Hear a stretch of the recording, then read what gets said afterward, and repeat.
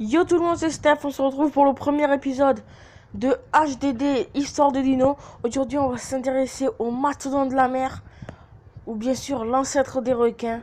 Je parle bien sûr du mégalodon.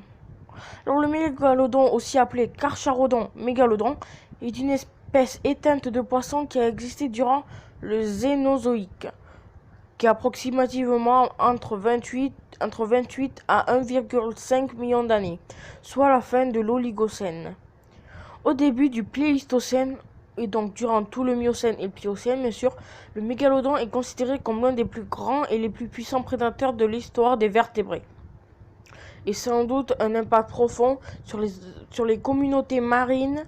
Les restes fossilés, dents et vertèbres, suggèrent que ce requin géant atteignait une taille maximale entre 16 et 28 mètres. Il confirme aussi qu'il avait une répartition cosmopolite,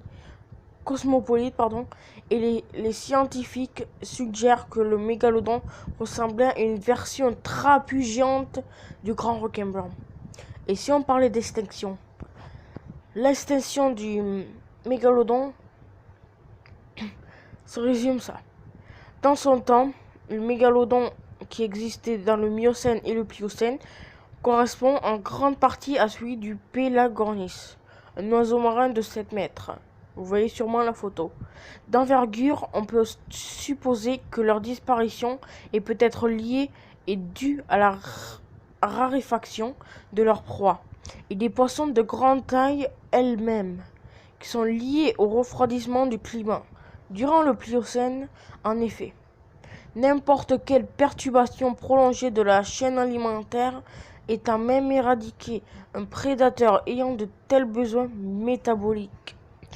Si l'on suppose qu'il se nourrissait principalement de cétacés, on peut penser que le Carcharocle mégalodon s'est éteint lorsque les mers polaires, en se refroidissant, devinrent trop froides pour les requins, mais purent constituer un refuge pour les cétacés à sang chaud.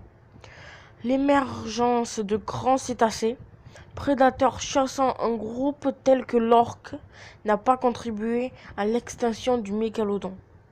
Mais ces espèces ont pu profiter de la raréfaction du grand requin.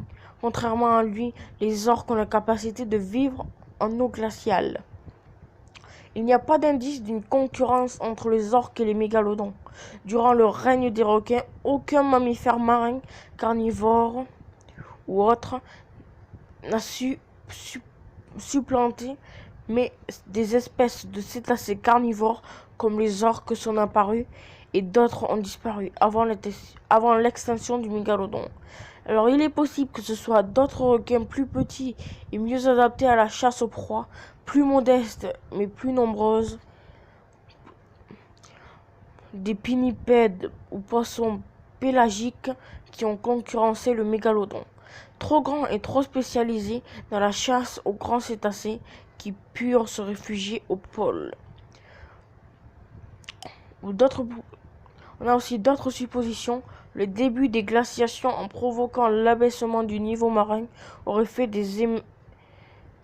émerger, donc disparaître en tant que milieu marin, les larges plateformes épicontinentales peu profondes où le mégalodon se reproduisait et grandissait dans les herbiers à l'abri des prédateurs du large, dont les adultes de sa propre espèce. Merci d'avoir suivi cette vidéo. On se retrouve bientôt pour le deuxième épisode de l'HDD Histoire de Dino sur le T-Rex. Ciao, on se retrouve pour la nouvelle vidéo. Ciao.